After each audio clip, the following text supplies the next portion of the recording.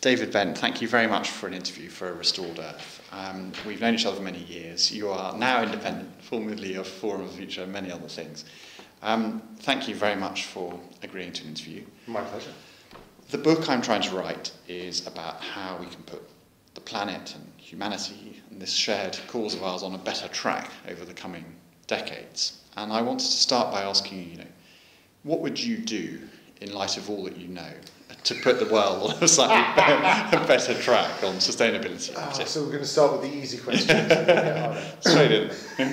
Well, I think it's first worth sort of situating where my experience is at. Yes, please do. We don't all.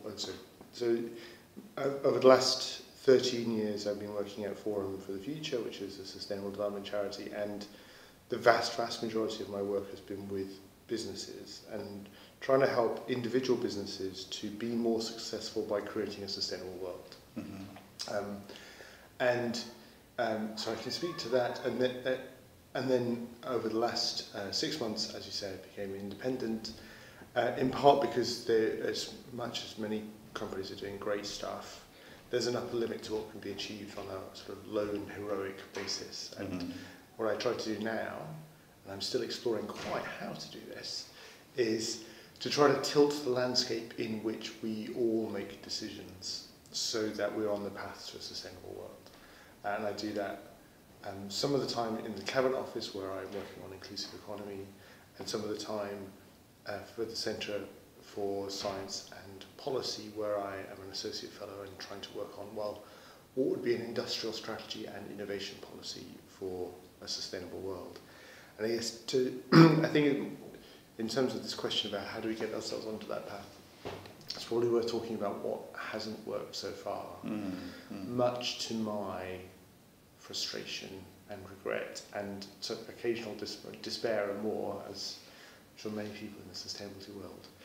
So over the last 13 years in Forum, I guess when I started there in 2003, a lot of the work was about responsibility and better reporting, and quite the mechanics which were quite on the surface of what a business really does. And responsibility, corporate responsibility, corporate social responsibility, as it variously was termed, more or less focused on how to make the impact of business on the world less bad. So the sort of the implied assumption was, we're business, we have an impact on the world, how can we make that less bad? And I think the shift I saw across the 13 years was to say, hold on a second, the world has an impact on us, business. So we need to make the world a place in which we can be successful. And so then that shift, which I think of as a shift to sustainability, was saying the way the world is affects our ability to, as businesses, to succeed. And so it is in our enlightened self-interest to act to create a sustainable world, one which is economically dynamic, one where people are able to choose how they enjoy life or not enjoy life, depending on the people and their temperament. Give them that freedom to their own capabilities to flourish, and then doing that within the environmental limits that we know are there, because we don't want this current generation of 7-8 billion people to have that chance of dynamic flourishing, but we want the next 9 and 10 billion, and the next 9 and 10 billion, and so on for, thousands of years, not just at the end of this century. So that shift happened amongst leading businesses, away from just responsibility into thinking about sustainability, and it was a shift based on that enlightened self-interest, and a lot of the work that I had done through the what would we call them? Teens. The teens, yes. The noughties and teens was around painting a picture of the future. What are the possible futures from here, and how are you as a business going to succeed in them? And I remember, so often this was using futures techniques like scenario planning or horizon scanning or factors. There's a whole bunch of these things. And often, I remember one occasion working with one big fast food and beverage company, which I won't name, but it's one of the biggest in the world, and there aren't that many of the size. And we created some scenarios for beverages and snacks and foods in 2030. And we were having a workshop where different teams were exploring, well, how would that business succeed in these different worlds? One was a highly protectionist world, another was a much more globally governed world, and so on and so on. They all had their differences. And the director of strategy, who had just come over from a big strategy consulting firm, put his hand up and said, well, but hold on a second, these scenarios, they have some differences from each other, but they all have climate change happening. Surely, in one of these scenarios, in 2030, we should be having a world which climate change isn't happening. And we had to sort of say, no, there's lots of uncertainties, but there are some things which are baked in now, and a degree of climate change is baked into 2030 physically, and it's quite the physicality of that is relatively predictable, though we may go through a threshold.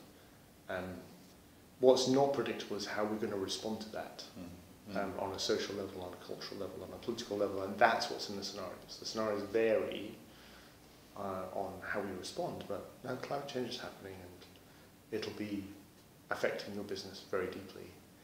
And he sort of went a bit white, actually, because I don't think he'd realised that it was inevitable there was some climate change. And about half an hour later, he was silent for half an hour, and then he said, we're going to have to do something about that. and through the course of this strategy project, the company, afterwards, the change agents in the company said to us, well, we went into this project fundamentally believing that the business we were in was brands. It just so happened those brands were food and snacks, but fundamentally we were a marketing organisation. And through the course of using these scenarios, we realised that the business we were in was brands and agriculture. Because if you can't grow oranges in the part of the world that gives your orange juice a distinctive taste, well, then you can't sell orange juice, and it doesn't matter what your brand is. If you don't have a physical underpinning thing when it comes to food and beverages, then, well, you can't do it. So this is the good side of the story, that amongst the leading companies, there was this increasing realization that their long-term interests and even their medium and relatively short-term interests were bound up with acting on material and key issues. In this case, they created an award-winning and world-leading sustainable agriculture program. So that's the good news. The bad news, unfortunately, is when we look around, it's still the same usual suspects. And when we look in the world of business, I mean, I love Unilever, and I think Paul Pullman is amazing. He's fantastic. I wish there were more like him, but there aren't many more like him. There isn't this rising cohort of the fast followers of other big businesses which are chewing at the bit to overtake Unilever or M&S or name your sustainability leader, that are pushing them under pressure with the sheer quality of their sustainability work. There's more. It's good, but it's not enough. And I think one of the reasons why I decided to step back from Forum was I wanted to look at trying to shift the landscape, as I was saying before, in which more businesses make choices, because it seemed to me the fundamental theory of change, which is woven into a lot of the business-centric sustainability world, isn't working. And that theory of change is basically one of diffusion. That you have pioneers who break new ground, they establish new techniques, those techniques get shared with the next fast followers, the edges are taken off them, people get used to them a bit more, they stop being sort of guesses by brilliant people into standards, or rather into rules of thumb and guides, and then the next step is that the sort of slow followers start to pick them up, and then you've got beginning to have standards and the things which are more precise. And then finally, in the end, often through legislation, the utter laggards are picked up because everyone's doing it now, and it's easy to put it into some sort of either formal regulation through government or informal regulation through product standards, which the large companies say, well, it has to be this good, your labour standards have to be like this, your so on and so on. And that's been the dominant assumed change model within my world. But unfortunately, we've not seen that growth of the pioneers or the leaders. We've not seen that transmission and that diffusion. And I think there's lots of different reasons for that. I really, in many ways, I feel a great deal of sympathy for the leaders of big businesses who are clever people. I think they understand what the science is telling them. But I think they feel very trapped. We tend to think of business people as powerful. But they have a lot of stakeholders to satisfy, and their degree of movement, their degree of agency, although they may have multi-billion-dollar budgets, actually what they can do differently year on year is actually not that large. Because there's a momentum behind what they sell, there's momentum behind what their shareholders expect of them. So in the world of management thinking, there's something called resource dependency.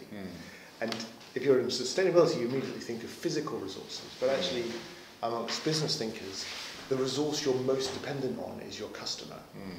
And if your customer is used to buying a particular thing from you, and if you're used to distributing it in a particular way with your particular funds, then that locks you into your supply chain, your distribution channel, and your customer. And so shifting your customer is very difficult.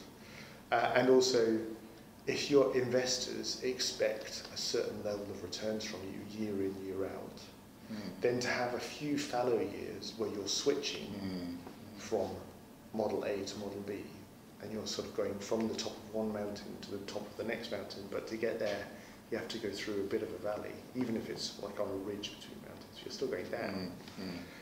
And that's not acceptable, then you get sacked and you get put back on. Somebody else is told to turn around and go back to that old peak. And I think we've seen someone like John Brown, when he was chief executive of BP, tried to make it beyond petroleum. It's often castigated. I think he was genuinely trying, but he was finding out the limits of what can be done with an existing business, with an existing asset base, which needs a return on it, with an existing investor base who were very dependent on the cash of BP dividends in order to pay into those retirement pots. BP and the other oil companies are very important when it comes to the yield in our financial system, and therefore to paying pensioners, and also paying the pensioners to be like me and you. I assume you've got a pension. We are pensioners to be. So he was very, very difficult, and the investors asked him basically, it's nice you're doing this other stuff. What's your operating cost per barrel, and what's your replacement rate of your oil reserves? Yes. And that put a massive constraint on how much they could really reinvent themselves. So I think that means that it tells us what Schumpeter and others from the history of economics we should have realised, which is that we need a period of creative destruction, and incumbents are rarely the originators of that creative destruction. You need new entrants, and you need new technologies, and that, in my view, extending the status quo has got us to this place, but cannot really get us much further in terms of our economy. That's brilliant, David. Thank you. And I was also thinking of Paul Pullman in that bit where he's done so much within Unilever, and now suddenly, there's this sort of bid underway, and he's doing his best to restructure and rethink and so on, whilst at the same time not sacrifice his sustainability leadership, which is very significant. And there's some evidence that with the Kraft Heinz bid, part of what helped to defend Unilever against that was their sustainability work, in the sense of they could make the case very powerfully to the investor. I mean, most mergers are value destroying. Like the evidence is pretty strong and ubiquitous. But nevertheless, investors sort of go along with it because they like the payout. They were able to argue very strongly, well, the Unilever culture and method is so very different from the Heinz-Kraft one. Heinz-Kraft increased their profitability in recent times by reducing the amount they spend on marketing and branding. So they've gone for, the sorts of articles in the FT saying, well, this is a company which is going for the quick buck. It's not investing in even in its own future, let alone in the future of the planet. So, and the future of developing countries and emerging countries, which is where Unilever sees most of its growth. So I think you could plausibly, they could argue there's a really bad match here in terms of culture, and that's where mergers tend to fail. And the rumour is, and I have no special insight on this, but the rumour is that British politicians in particular said, please, well, not please, but we don't like this. We like the jobs you have here. They're a very trustworthy company.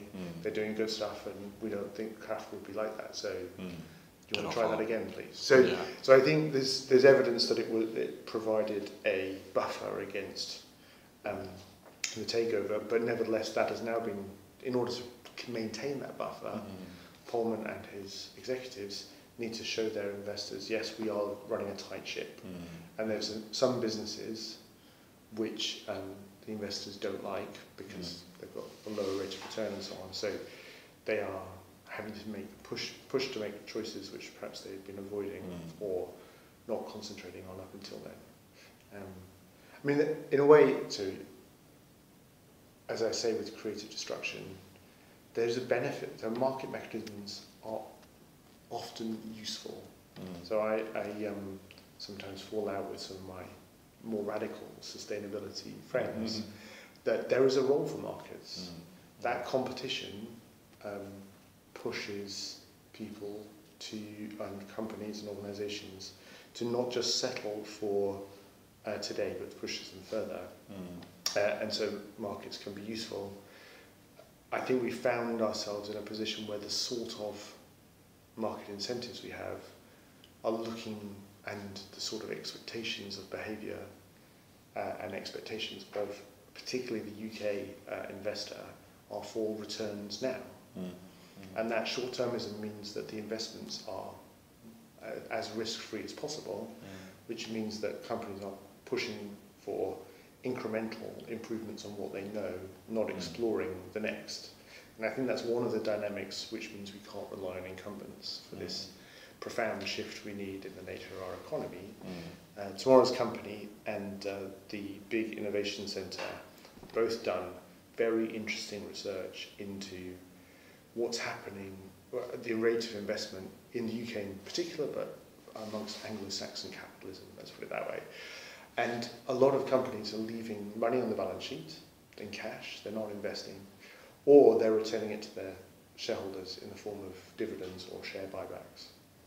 And in a way, what they're saying is, we can't make the investment return that will satisfy you by putting it back into our business.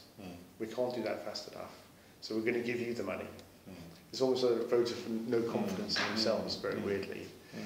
And I think you can take that in different kinds of ways. I mean, for Tomorrow's Company, they take it as, well, we need to change corporate governance so it's easier for companies to invest in the long term.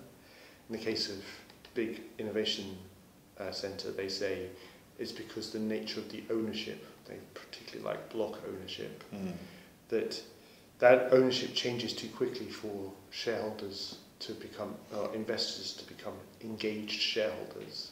And that again is a barrier to companies acting for the long term. And therefore we need to change the laws and also behaviours and practices around ownership in order to then unlock the potential of business. I think those are both good things to do, and in a way, within the context of your book, Ed, they probably fit not so much in any one particular chapter on water or any particular issue, but cut across. Like if we had more businesses who had engaged shareholders who are saying to them, we want you to tell us how you're going to be successful for the next 10, 20, 30 years, then those companies would be putting their innovation effort, their investment effort, they'd be looking at where to situate themselves, what markets to go for with that lens, and then it becomes a lot easier to say, well, what's the water catchment going to be like? Yes. How are you going to make sure that the land management, the landscape management for your sources or for your staff who are going to be dependent on food, like how are you going to make sure that works, or and so on and so on, and, or the infrastructure you're going to rely on to your distribution channels of your customers. What are you going to do to make sure that infrastructure is there? What's your role in the governance of the countries you're selling to make sure that there's good political governance that is orientating to have the infrastructure that means you have the dynamic economy on which you rely. So that's all becomes much more possible if you have engaged shareholders, if you have who are acting, who say we want you to act for the long term, Yes. And if you have corporate governance that allows it.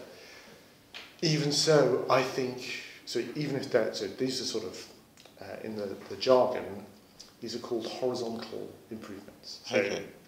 in the world of industrial strategy and innovation policy that I've been exploring, people talk in terms of horizontal architecture and verticals. So the verticals are industries, as you might imagine, and then the horizontals are things that are cut across different industries. And the current vogue in industrial strategy is to more focus on the horizontals, where what you're trying to support investing for the long term, innovation ecosystems which can adapt and then work with whatever technologies are around, rather than picking particular technologies or picking particular industries, because the risk of making a big long-term mistake is quite high if you're a government. And so the horizontals tend to be where OECD and others say that policymakers should focus. And I think corporate governance which makes it easier to act with a purpose for the long term, ownership structures which make that easier too, are definitely part of the shifts we need in order to be on a path to a sustainable world. And those ownership structures might be public ownership, so the public limited company on a stock exchange, but with rules that make it easier and incentivize holding stock for the long term. So some of the things that the Big Innovation Centre has, for instance, are about your voting rights increase the longer you hold a share. So these kinds of things which, yes, you can still sell your share, yes, you can still put pressure on the management, but the incentive to be an engaged shareholder rather than just an absentee landlord gets higher and higher with these kinds of reforms. So those are some of the horizontals. I do nevertheless think that we have to pay attention to the inertia and the lock-in that comes with a business which has been around for a long time. As the story of BP shows, even when you have an engaged CEO, nominally the most powerful person in the organisation, there are many obstacles, and particularly when you have a heavily invested fixed asset base which is just there. You've got to use it. And this is why I think there's a shortage of new leaders and there's a limit to how many leaders there are, and why we need a period of creative destruction with new entrants. And in many ways I think we are seeing that with the digital world.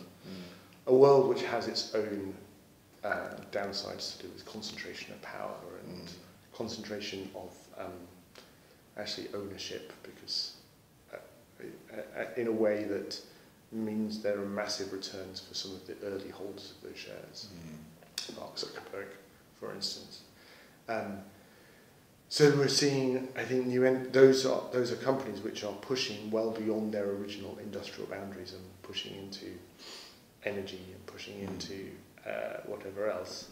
And I think the competitive threat from them will do more to push the incumbents to try than any amount of better reporting and many of the tools that we were using for corporate responsibility in the early noughties and teens. I think the opportunity for, if you're a leading business, is to find that new entrant before they eat your lunch and join with them. Join with them, yes. Rather than trying to get the slowest player in your sector to move half an inch further forward, as I think unfortunately, a lot of the sector collaborations are stuck with. So I think a period of creative destruction is what is needed. And I think there is a lot of hope and a lot of hype around the sort of technologies which could lead that creative destruction. The most obvious are digital ones. And there's a South American writer, Carlota Perez, and I'm trying to remember which country she's from, but I can't. Yes, I can't remember either, but I know who you mean. Yeah. So she is an LSE professor, amongst other things, and she's studied the history of profound technological shifts. And for her, these happen in waves, because you have the first part of a wave where the technology is relatively new. It starts to displace the existing technology because it's a bit better. But the benefits of it flow to the original owners. And if you think about the Roaring '20s, if you think about, which is when the car started to get rolled out, or earlier, the waves you would talk about were to do with coal and oil and automobile and electricity. Each of these, the original innovators who made it big made massive fortunes. Think of the period of robber barons, and, Rockefeller and Standard Oil.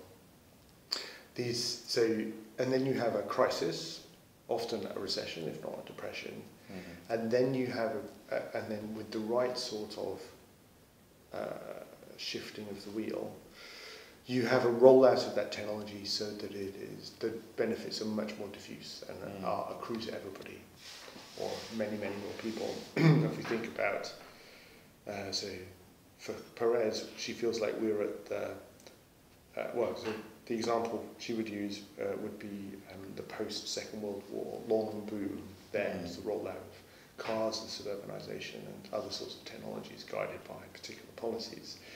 And Carlotta would say, I've heard her say this, that we've had the terrible part of this.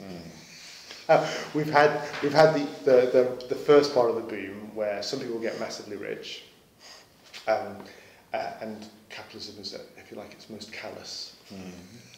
And that we've also had the depression part.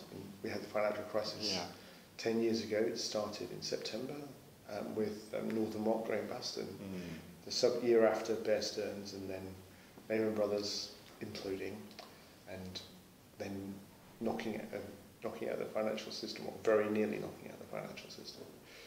So we've had the 10 years of austerity and other sort of very low or weak growth since then, where it's added to and made for now, I think it's 30 years that the OECD countries have seen no median wage growth.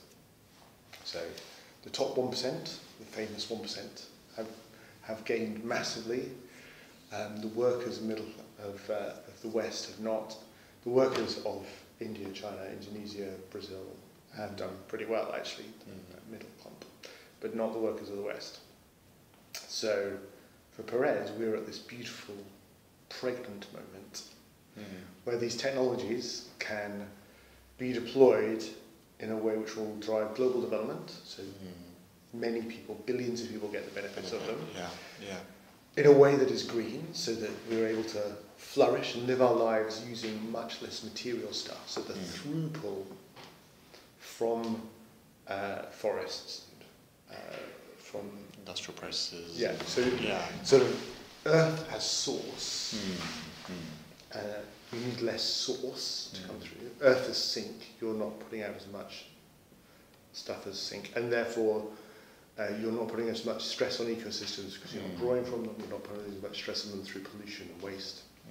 Ultimately, so climate change is a problem because the Earth cannot cope with the waste material that is carbon dioxide. It can't process it fast enough. When we start burning the coal and so on that was laid down millions, hundreds of millions of years ago, we're basically asking the Earth to do stuff which it took billions of years to do that in a couple of decades, and it can't do it fast enough. So those things can be dealt with by having, in Perez's point of view, the right deployment of digital technologies, and they can particularly support circular economy, which I know is one of the chapters. And independent of her, and she writes about this as the green technological dream, I think, in this brilliant chapter. in a book by Mariana Mazzucato and Michael Jacobs, which is called Rethinking Capitalism is the book. Thank you, I need to read that. Yes. Yeah. The last chapter is by Carlotta and is all on this, and she does it much better than I can. Yeah. So she would say that at this peak moment, or at this moment where we have the technologies available but the benefits not widely deployed, this is the crucial moment for policy, because if you're a private investor, you're a company, and you're thinking, what should I invest in? What technology? Where should I take this technology? There are a multitude of possibilities. And each company is choosing a slightly different one. And therefore, cumulatively, it doesn't add up to a particular direction. So you sort of get a bit stuck. And for Perez, the history of these things is that government provides a level of guidance, a level of direction, which tilts the landscape, and therefore the investments that follow that direction tend to see better returns than the ones that don't. And then you get this network effect, this feedback effect of the ever more investments in that direction produce ever better returns, and they then dominate and win. They crowd out the rest, and everyone chooses that particular direction. And that could be happening at the moment with solar power, arguably, or with battery storage, or...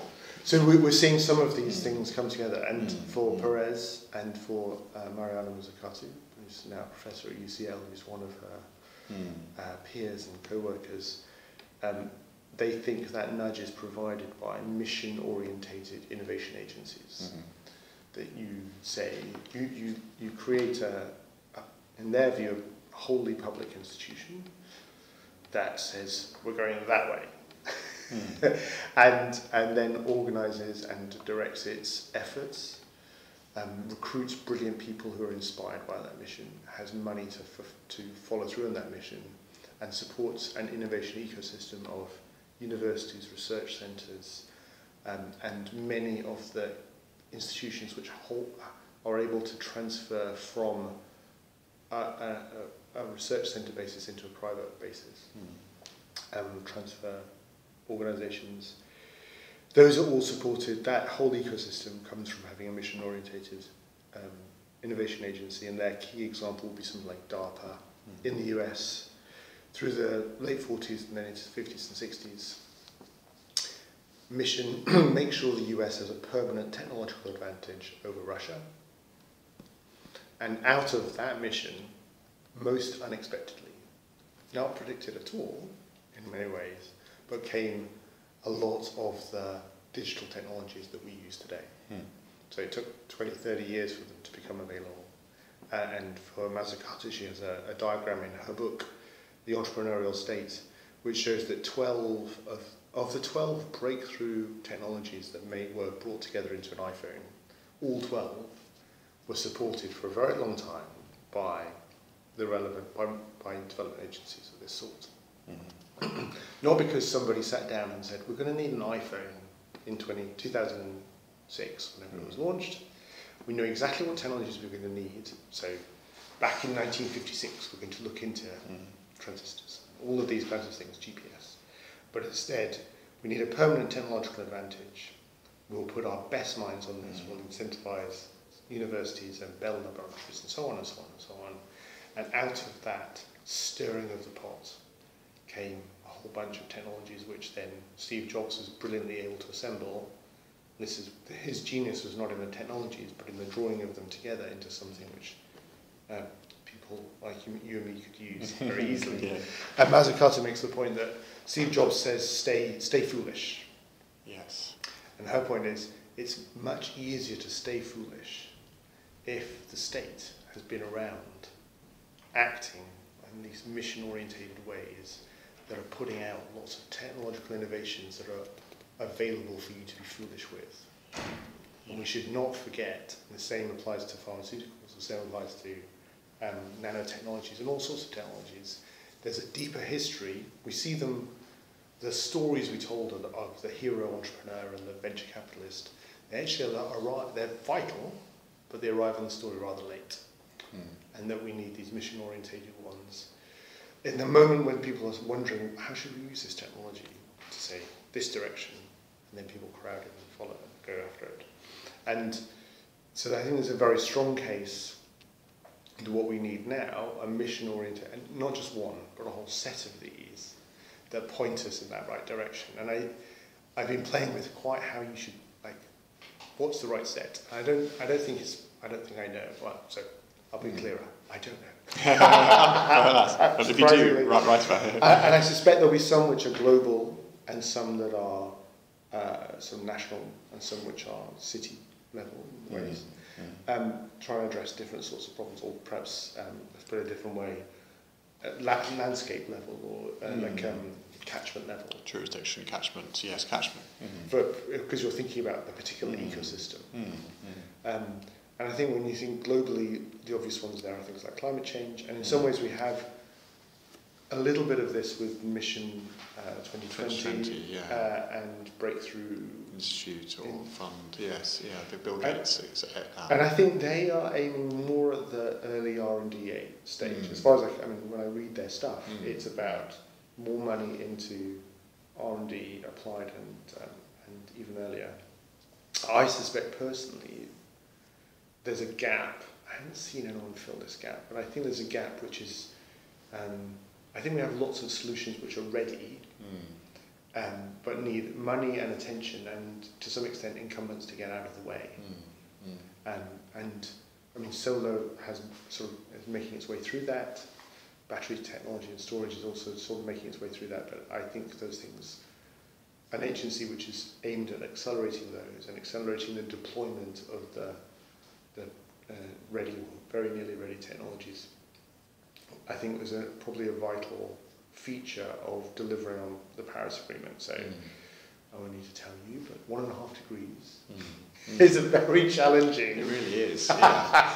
we need rapid decarbonisation now. Yes. And so a global agency which was focusing on decarbonisation of our energy systems, and maybe going around buying up and shutting down coal-fired power stations, for instance, and having a fund that could afford to do that because you are outperforming on other aspects, because solar is going through the roof, battery storage is an obvious bet, and these kinds of things. I think it's going to be really important in this time of Trump. Yes. And as we are. What are we now? We're a year and a half after the Paris Agreement. Yes. There's going to be the review after 5 years in 2020. Yeah. If we have not shown progress by then on Very turning the corner, then people will lose their faith in the global process and lose faith in the possibility of addressing climate change, particularly at 1.5 degrees. And when people lose faith in the future on a large scale, bad things happen. So I think we should we need to spend the next few years particularly focused on making the, I don't know where it is in 2020, we need to make that a success. Yes, that meeting, yeah. And as 2018 is an important year too, because it's the first review of the commitments that countries have made. So we need to be showing we're beating those commitments, and that we're beating them and it's not as costly as people thought. And unless we're doing that, then momentum, and particularly with Trump winding back, what we need to show is he can do what he likes, but it's over. Coal is over. The people who live there aren't. And this is the other part of thinking in terms of industrial strategy. Yes. So we talked about horizontals. One of the other horizontals we need to get right is re-equipping people with the skills that mean that they can have worthwhile livelihoods for the 21st century. And particularly, and I think also there's a difference. So verticals, horizontals, I think there's also geographical thinking, spatial lens to be put to this. I think that those towns and cities and regions which were very dependent on particular industries, and then those industries have either already gone, in the case of coal in the UK, are going, in the case of coal in parts of the US, likely to be going very soon, in the case of Aberdeen, North Sea oil.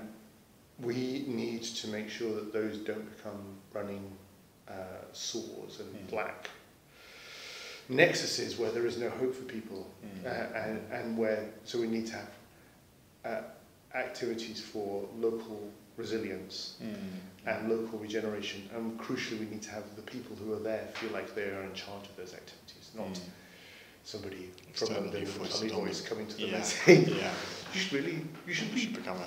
You should. Certainly. I'm going to retrain you now. That's what we need. So the other sort of mission-oriented innovation agency, I suspect we need at more of a local level, is ones which are oriented around how do we transition from being dependent on a single industry to having a requisite variety of industries and sectors that are here. So I'd have to say, when our former Prime Minister, David Cameron, tweeted, "We want a sustainable steel industry in Port Talbot," I rather despaired. We need a sustainable Port Talbot.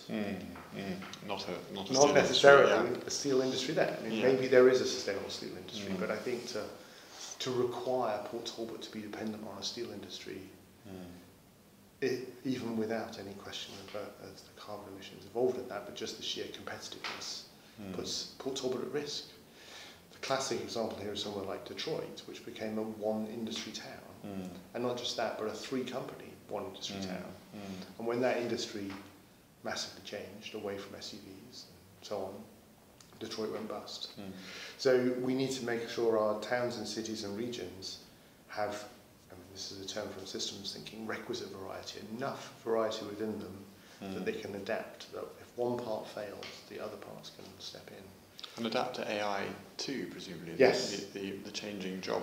Well, and I think this is a massive thing because back to what I was saying about the possibilities of digital. So we also need to find ways of dealing with the consequences of those digital. And AI is the current fear of the year, or fear of the last 2 years, as people have realised that. Well, many of the people thinking at the level of jobs, and I'm not quite sure that's right, because the actual level to think about this is the tasks that are clustered together, bound together in particular jobs. So many of the tasks that we do every day in our jobs actually will be automated. If not now already, then quite soon. So I was in email conversation with somebody the other day, and he said, "I'm going to hand you over to we're going to meet up," and he said, "This is," I forget the name of the product, it's like Vera or something.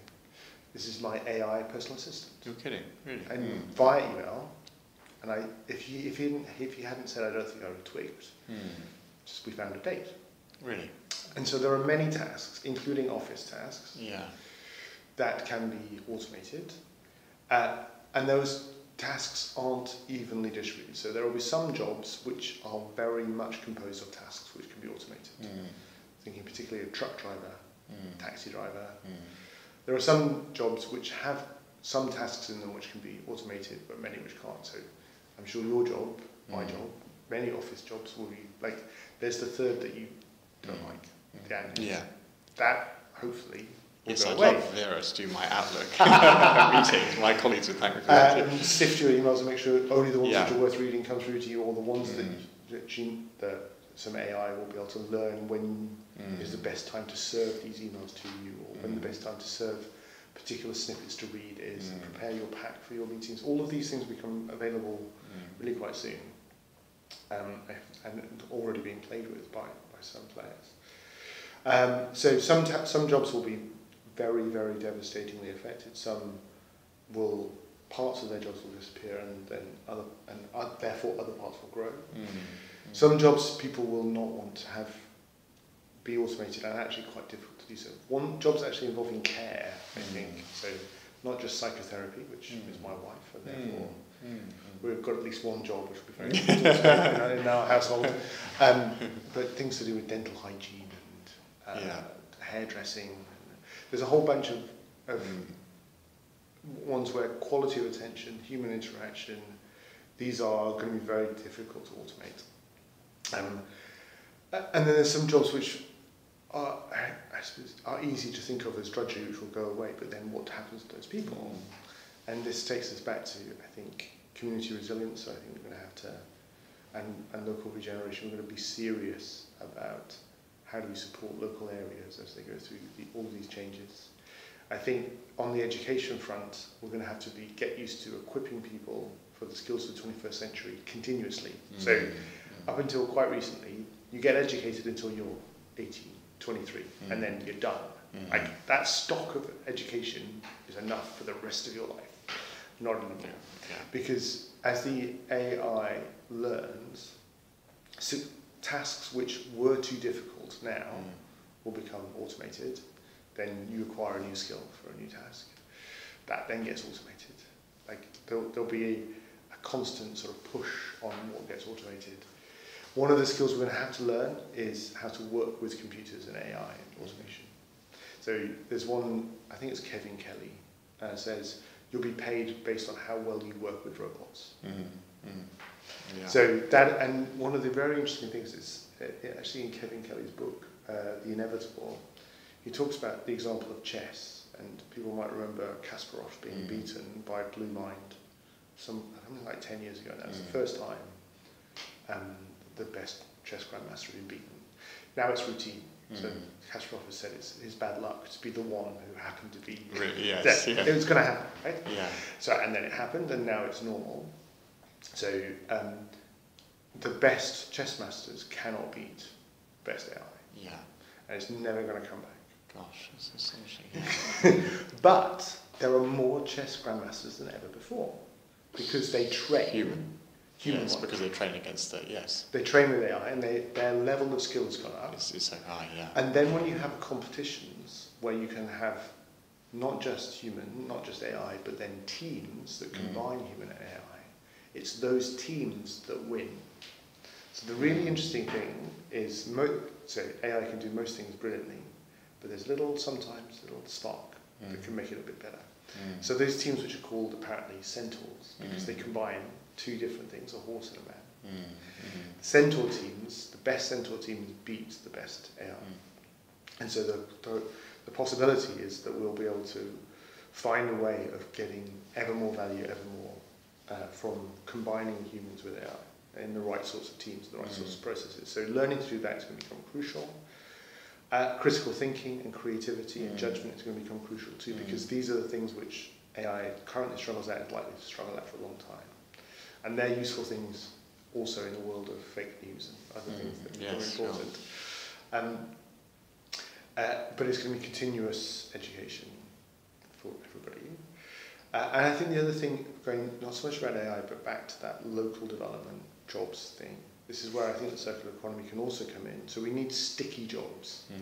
We need jobs which are difficult to offshore, difficult to automate, but also help us to live within environmental limits. So if we imagine having circular flows, ones where you want your goods to last for as long as possible, to be repaired a lot, then to be disassembled and then sent round the loop again. So there's lots of touch points there, which potentially are maintenance jobs and human touch points for moderately skilled people. So potentially, and very difficult, you wouldn't necessarily want to outsource or offshore them because you want to keep your local loop. So I think one of the possibilities, and people are still wondering how to do this, but one of the possibilities is of having a circular economy if you think about the different spatial scales. So some materials and goods and products make sense to go round within a town or a city. Some make sense on a country level, some make sense on a regional level. So I spoke at the launch of an aluminium recycling plant in Germany, and it sucks in as much recycled aluminium, scrap aluminium as possible from all of Europe. That's the scale it's got to be at in order to be able to justify building a massive, I swore that, a really massive aluminium smelting plant.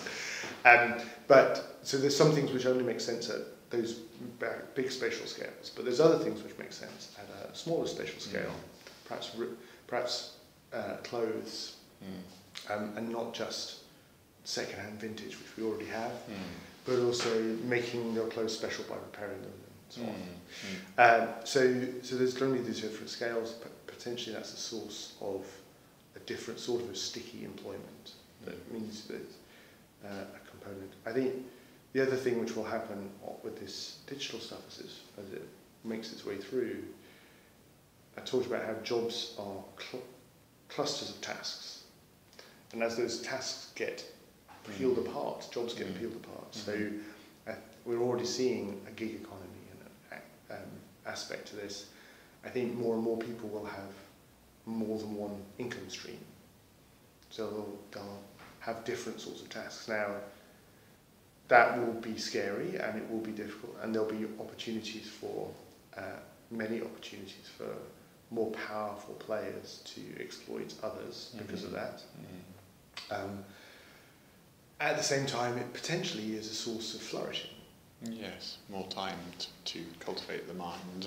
And also time to work with and to express different parts of yourself, and also more resilient if you're not dependent on one work stream. That's true, yeah. If you're in one organisation and that organisation shuts down, then there goes your salary. All in one big cliff edge. But if you're also doing 3 other things, So there's and on this, I mean, people are still trying to work it through. But I think when it comes to an industrial strategy for a sustainable world and an innovation policy, I think in terms of the horizontals have to be working these certain kinds of things. Yes. So you have education, you have mission-orientated agencies which are trying to have missions around particular locations, particular impacts in terms of climate change. And the locations might be about local regeneration, or it might be about how can we make sure this forest stays there for 10,000 years. And then when it comes to the verticals, then I think there are some industries, and this will be potentially, well, I've said this in a room where people winced, so there are some industries which we just need to die. We need the fossil fuel industry to die, and we need the people who are dependent on it to flourish. So that's part of it. And we also need the pensions that are dependent, the pension funds. To be redeployed or to flourish elsewhere. To flourish elsewhere. We need the industrial sectors, which make heavy plant and machinery, which make buildings, which make and so on, and chemicals. We need them to be rebased so that they can be circular and that they can move to an access economy. So we think these digital things allow us to access things. We don't need to own them anymore. So if you use Spotify, you don't own the music, you just access it. If you use Airbnb, you can access the room that you need. Imagine a world where we are less tied, we don't communicate to each other socially through what we own. But instead, we can access what we need when we need it. And then another one of these drivers of material throughput sort of dwindles away to do with status symbols and material competition. Yes. And then, so we need a set of industries to rebase themselves. And then we need another set of industries to actually grow. So the healthcare, we need to grow healthcare. There are plenty of poor people in the world who don't have enough access to healthcare. And then here in the West, we have people who are aging who need more healthcare. And we also will need consumer services to grow as well. Because again, if we think about not so much the West and the industrialized North, but many places around the world, they need to have access to better stuff and have better lives, and that partly comes through consumer services and what we used to think of as consumer goods, I think would be completed. So this, all of that will, I think, rests on those horizontals, and if we can shift those horizontals, it makes it easier for the verticals to shift as well. And hopefully that means we can find a patterning in our economy where we have fun, or at least we're able to choose how we flourish. Yes. I think requiring fun may be a bit much. We can choose how we flourish. We can do that in a way which is economically viable, and do that in a way which makes us more like nature. I was very struck by a new paper from the Stockholm Resilience Institute called the Anthropocene Equation. I recommend it, but only if you have a strong stomach, because one of their diagrams has the last 100,000 years of the Earth system, and how it's moved between two attractors. So imagine this sort of a scalextric track of moving between, on the one hand, ice ages, and on the other hand, stable climate, and back and forth across the last 150,000 years. Last 10,000 years has been the most stable period for a very long time. It's in that 10,000 years that we have had agriculture, cities, writing, Basically, civilization has been there 10,000 years. And now we're leaving that. We're going off, not back down the track to an ice age, but up and away into the Anthropocene. And if you were worried about leaving Europe, I think you should be worried more, if you're a Brit, you should be worried more about leaving the stable climatic system in which civilization has developed and flourished up until now. But their conclusion is that if we are to be around for a long time, we need to reduce not just the scale of human impact, human forcing, as they call it, but also we need to make it synergistic with nature. So that means we need to become like nature in the way we interact with nature. And I think that will inevitably mean, and this will take a long time, that our societies, the way we organise our societies, the pattern of flows of materials and goods and information and trust and sort of the social exchanges we have will become ever more like nature.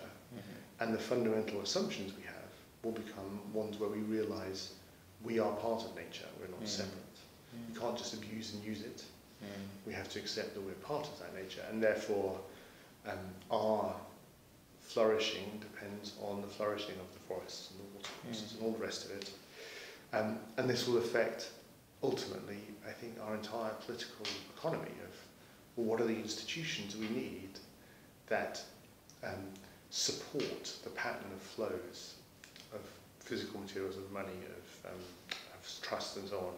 What are the institutions that support those pattern of flows which is most like an ecosystem and therefore can reinforce in us that we are part of nature and do that in a way that we're flourishing. People have as much chance to be happy as possible and at the same time their core material needs are being met. So I think that's possible and available but astonishingly difficult because it'll mean unwinding and replacing the patterning we have at the moment, which is material competition for material goods. Material throughput is required for growth. Growth is required for full employment. Full employment is required for stability.